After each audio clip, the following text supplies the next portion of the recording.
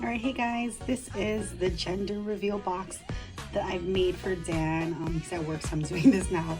So it says Alice, it's a Queen of Heart card. Open this box with Daniel, or it's off with your head, and then I put Q for Queen of Hearts. When he opens it, he'll see the onesie, and then he'll also see these little things that I got at Joint Fabrics. Baby boy, and all this sweet little man. So that's on the top of the box. But the actual onesie will be this. I made this with my Cricut. I have a Cricut Explorer Air 2. This is the Alice in Wonderland font. I believe I downloaded that from just online. Like, you can find a lot of those like different fonts. You know, sign up for email and then they can send you the font.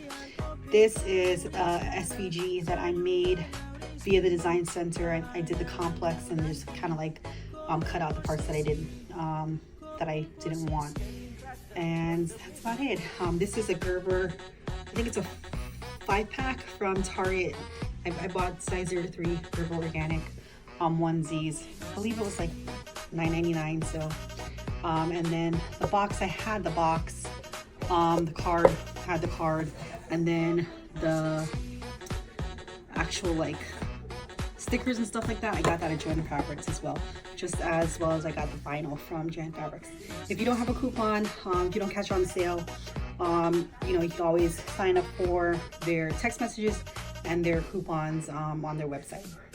So here goes, it's the big gender reveal. I'm scared. Can I see? It's for her. It's for me? Yes. Well, for both of you. Wait, I'm scared. You have no idea.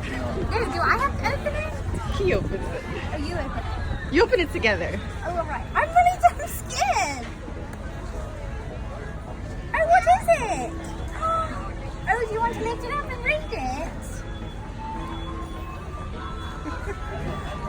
Oh, happy birthday! Wait! Look, you have a button! Yay!